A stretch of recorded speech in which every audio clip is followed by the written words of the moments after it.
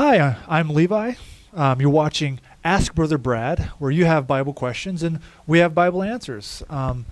This is Brother Brad, the author of the Strand Study Bible.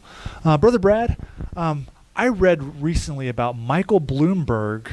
He was getting all nostalgic about his college days, and he writes something interesting in a newsletter about his fate on Judgment Day.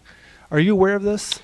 You know, I am. I probably read the same article you did. In fact, I have it on my phone. I want to read it and then get your comments on it. I know folks would like to see that. Mr. Bloomberg was introspective as he spoke and seemed both restless and wistful, it says.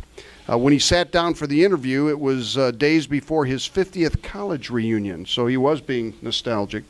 And his mortality had started dawning on him at 72, and he admitted he was a bit taken back by how many of his former classmates had been appearing in the obituaries lately.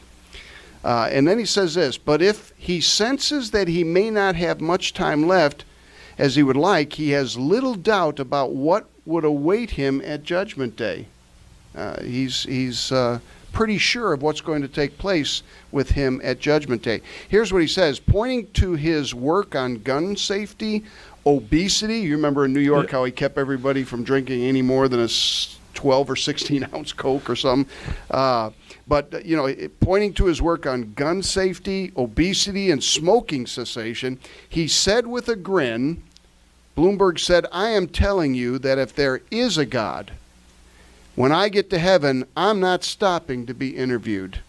I am heading straight in. I have earned my place in heaven.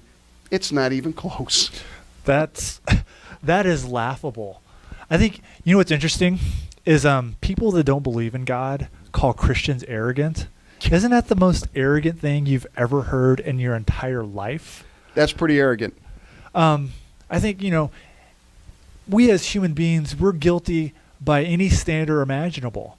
We're of course guilty by God's standard. Right. If we take society's standard for whether or not we get into heaven, we're guilty by society's standard. Yeah. And even if I decided to make up my own moral code, you know how many times I've let myself down in my life? Yeah. It's just ridiculous for him to say that he wouldn't even stop for the interview. Well, I mean, his whole problem, unfortunately, is everybody's problem. It's pride. Pride's worst side is that it blinds us. And this man is totally blinded to what God would have to say to him at the judgment seat. He thinks it's all about him, and he's going to find that it's all about Jesus and what Jesus did. It's not about what he's done, and he's going to have to go through Jesus, not his own good works. He's going to have to go through the work of Christ at Calvary, just like all of us have to go through. Or he's going to just be filled with pride and try to make it his own way and try to convince his way in.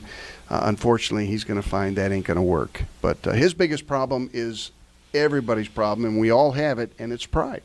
And so, Mr. Bloomberg, if you're listening, I doubt if you'll log on to AskBrotherBrad.com, but if you're listening, I would find out what it means to be humble. The Bible says there's 9 ways to practice humility, and I would practice one of them so that God can open up your heart and make you realize that it's nothing you can do that's good that can get you to heaven. Your record of keeping people slim and keeping them healthy in their lungs because you keep them from smoking and gun control so less people die, that really has nothing to do with it.